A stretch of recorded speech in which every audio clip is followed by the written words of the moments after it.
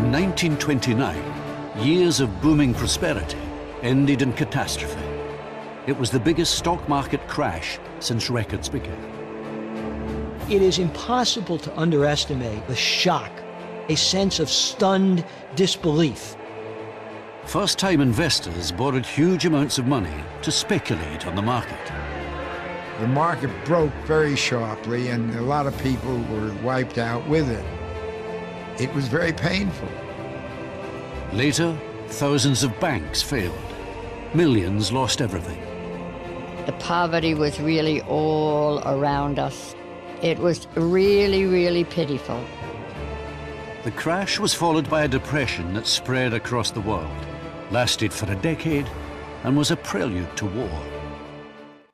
Let me assert my firm belief that the only thing we have to fear is fear itself.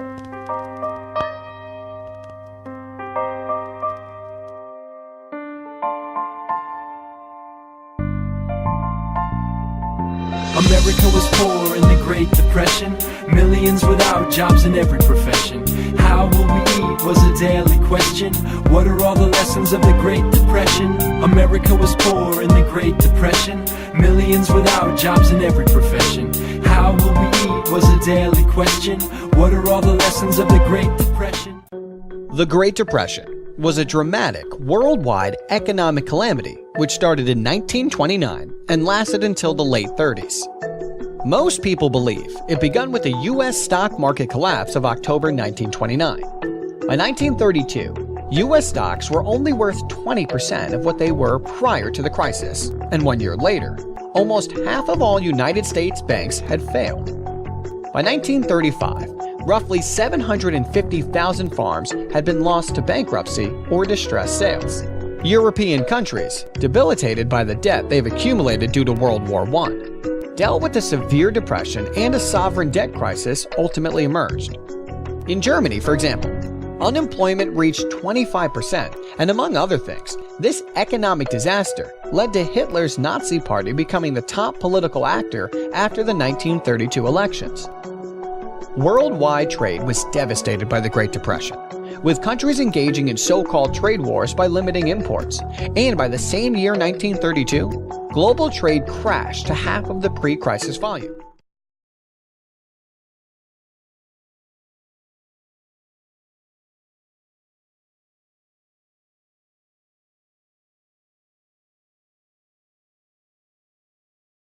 On the 31st of December 1935, the board game Monopoly was patented.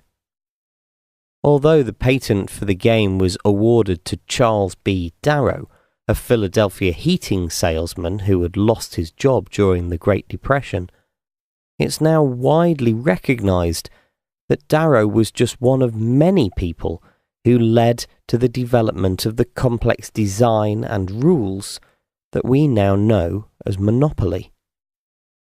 As early as 1902, an Illinois-born writer and engineer called Lizzie Magie created a board game that she referred to as the Landlord's Game, and which bore striking similarities to the later Monopoly. She patented this game in 1904 and approached Parker Brothers with the idea in around 1910. Although that board game manufacturer declined to publish it, her self-produced copies became popular with Quakers, university students, and members of the public who supported Georgist economics. It's 1933, and in Germantown, Philadelphia, Charles Darrow is about to see something that will change his life forever. Charles Darrow was invited to a dinner party in his neighborhood and played this new game. It was so much more challenging than most board games of the time, and you could almost see the light bulb go on over his head. It's completely different from any game he's ever played. For one thing, it doesn't have a start or finish, just a continual clockwise path. As simple as that sounds, it was a radical idea for its day. Players buy and sell properties, go to jail, and take a chance, winning and losing thousands of dollars.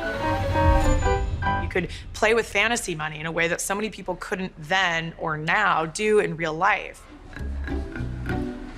Darrow immediately sets about making his own version. Today, it occupies pride of place at the Museum of Play in Rochester, New York. This is the first Monopoly board. The one that was hand-painted by Charles Darrow. It's made out of oilcloth. Copying from the board he saw, Darrow uses Atlantic City street names. But he also adds the iconic Go corner and groups each set of properties with a color. What Darrow did was to give it the look and feel that we know to this day. And he provided the common man's touch. The images on it are the ones we know right down to the present. It has shaped the rest of game history. The problem is it isn't exactly true. What really happened is a woman invented it in 1904. 30 years before the Great Depression and Darrow, America is enjoying a financial boom, overseen by the wealthy robber barons. You had Carnegie, Rockefeller, all these big names that were wealthier in a way that we had never really seen in this country before at the time. Enter Quaker, activist, and former actress Lizzie McGee, inventor of the landlord's game. Lizzie McGee was a pretty astonishing woman for her time. Way before women could vote, she made the landlord's game as a teaching tool. McGee believes the nation's greed will be its downfall, so she creates a radical new board game with an anti-capitalist message.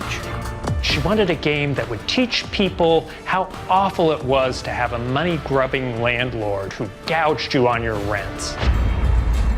She innovates the continuous playing path, chance, and go to jail. And the winner is the player who has the most cash, cards, and houses at the end. But when McGee shows her game to Parker Brothers, they pass without giving her $200. Parker Brothers rejected Lizzie McGee's game. I think at the time they thought it was a little bit too political, a little too educational. So in 1906, Lizzie McGee self-publishes the landlord's game. Hardly anyone buys it. But her game refuses to die. Instead, bootleg handmade versions spring up around the country.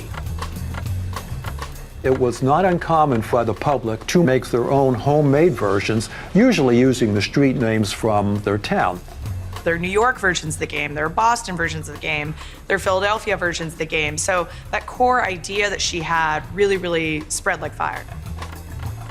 And as it spreads, the game mutates. Ironically, what happened was owning groups of land was glorified. They discovered the joy of bankrupting their family and friends rather than learning about financial justice. And they started calling this twist on the landlord's game Monopoly.